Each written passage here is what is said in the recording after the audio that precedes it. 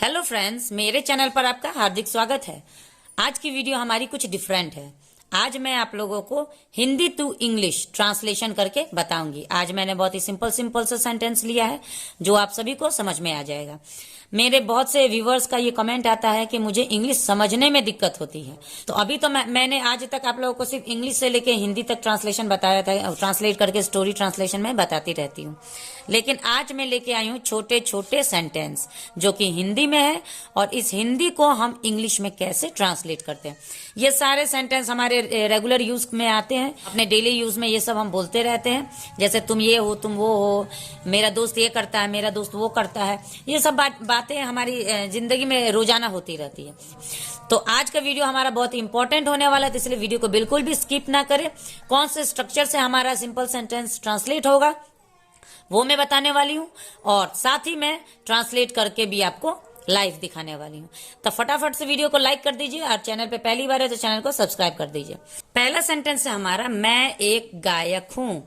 तो देखिए, simple sentence को ट्रांसलेट करने के लिए हमारा जो स्ट्रक्चर होता है वो होता है, हम सबसे पहले लेते हैं सब्जेक्ट, ठीक है। उसके बाद इज, एम, आर। या तो सब्जेक्ट के साथ इज लगाएंगे, या तो सब्जेक्ट के साथ एम लगाएंगे, और या तो सब्जेक्ट के साथ आर लगाएंगे। उसके बाद प्लस ऑब्जेक्ट। ये हमारा सिंपल सेंटेंस का स्ट्रक्चर है, ठीक है। अब इसी स्ट्रक्चर के बेस पे हमको ये सेंटेंस बनाना है। तो चलिए एक एग्जांपल हम बना के आपको दिखाते हैं, उसके बाद सारा आप लोग ऑटोमेटिक बनाने लगेंगे। अरे वादा है मेरा, इंग्लिश सीखना इतना मुश्किल नहीं है। फटाफट से बस आप लोग को सीखना है तो चैनल पे सब्सक्राइब जरूर कर दीजिएगा। रेड कलर का दिख रहा होगा आप लोग को, फटाफट से दबा लीजिए। सब्जेक्ट इसमें हमारा क्या है? सब्जेक्ट हम किसे कहते हैं? सब्जेक्ट हम उसे कहते हैं जिसके बारे में उस सेंटेंस में बात हो रही है। यानी कि इस सेंटेंस में किसके बारे में बात हो रही है? मैं एक गायक हूं। किसके बारे में बात हो रही है? मेरे बारे में। मैं क्या हूं? मैं एक गायक हूं। तो सब्जेक्ट कौन हुआ? मैं हुआ ना। तो मैं को हम इंग्लिश में क्या कहते हैं? आई। आई, ठीक है। अब आई के साथ कभी भी आंख बंद करके हम एम ही लगाते हैं, सिर्फ एम लगाते हैं। ना तो इज लगेगा ना तो आर लगेगा, आई के साथ कहीं भी आपका एम ही लगाना है। तो आई एम। अब एक है यहाँ पे, मैं एक गायक हूं, ठीक है। मैं का तो हो गया, ये मैं का हो गया। मैं का मतलब क्या हुआ? आई। हूं का क्या हुआ? एम। हूं का मतलब होता है एम। एक का मतलब ए। गायक मतलब सिंगर। तो आई एम ए सिंगर। हो गया ट्रांसलेट। अगर कोई आपको बोले कि मैं एक गायक हूं, मैं एक ड्राइवर हूं, सॉरी मैं एक चालक हूं, तो आप लोग क्या बोलेंगे? उसको इंग्लिश में बोलेंगे I am a singer, I am a driver. तो ये बहुत ही सिंपल सेंटेंस है। शुरुआत हम सिंपल से करते हैं ताकि आप लोग को समझ में आ जाए। दूसरा सेंटेंस है, तुम एक अभिनेत्री हो। अब यहाँ पे हमारी सब्जेक्ट क्या होगा? तुम, क्योंकि किसके बारे में बात हो रही है? तुम्हारे बारे में बात हो रही है। तो तुम का होता है यू। यू। अब यहाँ पे हो है, हूं का मतलब तो एम होता है, ये ठीक है। हो का मतलब अब क्या होता है? अब आप बोलेंगे कि चलो हो का मतलब तो सोचना पड़ेगा। तो हो का मतलब होता है यू आर, ठीक है। हो का मतलब होता है आर। तो यू आर, फिर यहाँ पे एक लगा हुआ है, एक का मतलब होता है ए। You R A. अभिनेत्री का मतलब होता है एक्ट्रेस। तो तुम एक अभिनेत्री हो, यू आर ए एक्ट्रेस। वह एक नर्स है। अब यहाँ पे वह हमारा प्रोनाउन है, जिसको हम हिंदी में कहते हैं सर्वनाम। ये किसी भी नाउन के लिए हम यूज करते हैं। तो यहाँ पे वह तो सेम होता है, इंग्लिश में भी अगर हम ही और शी लगाते हैं इंग्लिश में, लेकिन हिंदी में अगर उसी को बोलेंगे तो हम वह बोलते हैं। लेकिन अब हिंदी में तो वह है, अब हम कैसे समझेंगे कि हमको ही लगाना है कि शी लगाना है? तो इसके लिए हमको इधर देखना पड़ेगा, ये किसके बारे में बात हो रही है? एक नर्स के बारे में बात हो रही है। तो नर्स क्या होता है? नर्स कभी भी एक औरत ही होती है, तो शी होगा, ठीक है, शी। अब है का मतलब होता है इज। हूं का मतलब होता है एम। हो का मतलब होता है आर, और है का मतलब होता है इज। तो शी इज एक है। फिर यहाँ पे अगर एक नहीं रहता तो हम ए नहीं लगाते, एक है तो हम क्या लगाएंगे? ए लगाएंगे। She is a. नर्स का क्या होगा? नर्स ही होता है, शी इज ए नर्स। हो गया, ये भी ट्रांसलेट हो गया। समझ में आ रहा है ना? कोई दिक्कत तो नहीं है ना? अगर दिक्कत होगी तो प्लीज कमेंट सेक्शन में जरूर बताएं क्या क्या बात आप लोगों को समझ में नहीं आई है, और जो बात आप लोगों को समझ में आ रही है तो प्लीज लाइक जरूर कर दीजिएगा। हम लोग गरीब है, अब यहाँ पे हम लोग किसके बारे में बात हो रही है? एक आदमी के बारे में बात नहीं हो रही है। हम लोग बहुत ज्यादा लोग हैं, तो जब भी ज्यादा लोग होते हैं उसको हम कहते हैं बहुवचन, इंग्लिश में कहते हैं प्लूरल।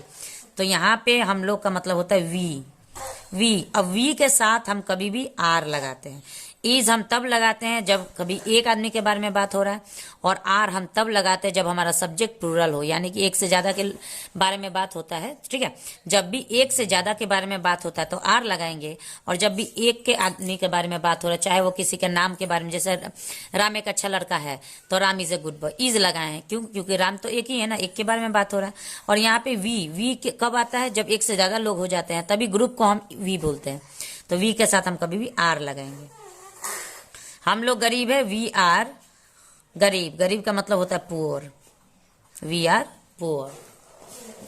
यह एक घर है। अब यहाँ पे घर, अब यह हमको सोचना पड़ेगा कि यह के लिए हम क्या लगाएंगे। तो क्योंकि ये बात हमारा एक घर की हो रही है, एक वस्तु की हो रही है, तो यहाँ पे हम दिस लगाएंगे, दिस डैट। ठीक है, दिस डैट हम लगाते हैं, दिस लगाते हैं यह के लिए, और डैट लगाते हैं वह के लिए। तो यहाँ पे यह है तो ये होगा दिस है, इज, क्योंकि किसी एक आदमी एक चीज के बारे में बात हो रहा है ना, एक घर के बारे में बात हो रहा है, तो दिस इज एक लगा है तो ए, घर house, this is a house, बन गया। चलिए एक और बात देखते हैं। तुम विद्यार्थी हो। तुम का मतलब क्या होता है? यहाँ पे देखिए, तुम का मतलब यू। याद रखिएगा ये कि किसका क्या मतलब होता है। नहीं याद होगा तो उसको दोबारा वीडियो देखिएगा और उसको याद करिएगा। तुम विद्यार्थी हो। अब यू, यहाँ पे हो है, हो का मतलब क्या होता है? आर, तो यू आर। विद्यार्थी मतलब स्टूडेंट, यू आर स्टूडेंट। यहाँ पे एक नहीं है इसलिए हमने ए नहीं लिखा, यू आर स्टूडेंट। आप एक अभियंता है। अब देखिए, आप का मतलब क्या होता है? यू ही होता है। यू है का मतलब आप एक अभियंता है, यू आर। एक का मतलब ए। यू के साथ कभी भी हम आर ही लगाते हैं, यू आर ए इंजीनियर। कमल एक शिक्षक है। कमल किसी लड़के का नाम है, कमल। अब यहाँ पे देखिए, नाम भी लिखने के लिए इसका भी रूल होता है। अगर आपने वो रूल वाला वीडियो मेरे चैनल पे नहीं देखा है, संतोषी क्लासेस वाले चैनल पे है, कि कैसे हमको इंग्लिश में नाम लिखना है। जैसे यहाँ पे कोई मात्रा नहीं है तो कैसे हम समझेंगे? हमको तो पता है कि क का मतलब के होता है, म का मतलब एम होता है, और ल का मतलब एल होता है, लेकिन बीच में ए कहाँ से आ गया? तो इसके बारे में भी मैंने चैनल पे डाल रखा है वीडियो अलग से, तो वहां पे जाइए फटाफट से वो वीडियो देखिए, और अगर वीडियो अच्छा लगे तो लाइक शेयर जरूर करिएगा।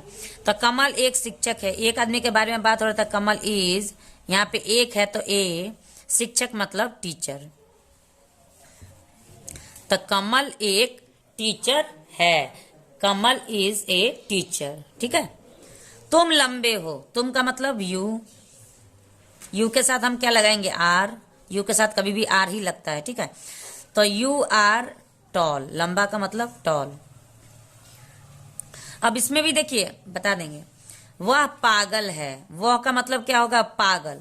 तो पागल पगली नहीं ना है, पगली होता है तो लड़की होती, और अगर पागल है तो लड़का। इसका मतलब यहाँ पे हम लगाएंगे ही इज। एक लड़के के, एक आदमी के बारे में बात हो रहा है, वह पागल है, ही इज मैड। मैड मतलब होता है पागल।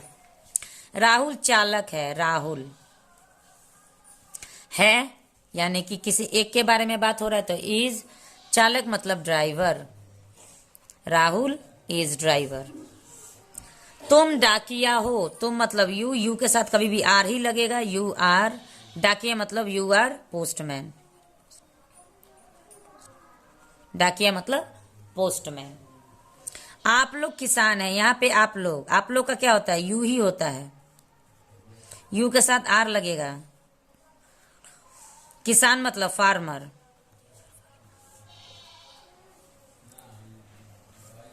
सीता मूर्ख है। अब ये हम नहीं बनाएंगे, ठीक है, ये आप लोग बनाइएगा। क्यों?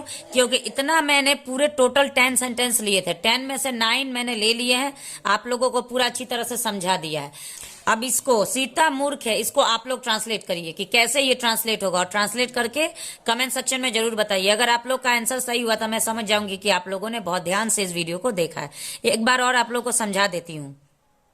कभी भी आई के साथ एम ही लगता है, ये याद रखिएगा, और यू के साथ और किसी प्लूरल के साथ, यानी एक से ज्यादा लोग के साथ, ठीक है, दे के साथ, दे भी तो हमारा प्लूरल ही हो जाता है, ठीक है, समझ लीजिए हम लिख दिए, लेकिन कभी भी एक से ज्यादा लोग के बारे में बात होगा तो वहां पे प्लूरल हो जाएगा। और यू के साथ हमारा आर लगता है, और बाकी सिंगुलर के साथ, सिंगुलर के साथ, किसी के नाम के साथ, ही शी के साथ, ही शी भी किसी सिंगुलर को ही हम कहते हैं, क्योंकि किसी नाउन के जगह पे ही शी लगाया जाता है, तो इन सब के साथ इज लगता है। बस अब इस 3 स्ट्रक्चर के बेस पे, और मैंने स्टार्टिंग में जो आप लोगों को स्ट्रक्चर बताया कैसे हम लोग को ट्रांसलेट करना है, subject plus is, am, are plus object. अब उसके बेस पे आप इसको बना के दिखाइए, सीता मूर्ख है, ठीक है। अब ये हम नहीं बताएंगे, जल्दी जल्दी आप लोग कमेंट करिए पढ़ के, और पूरे वीडियो को अच्छे से समझिए। छोटे छोटे वर्ड्स को ट्रांसलेट करना अगर आप सीख गए तो समझ लीजिए कि आपकी इंग्लिश की जो जर्नी है, आपका जो ये सफर है, इसकी शुरुआत हो गई। मिलते हैं नेक्स्ट वीडियो में एक और मजेदार टॉपिक के साथ। तब तक के लिए thanks for watching the video and have a nice day.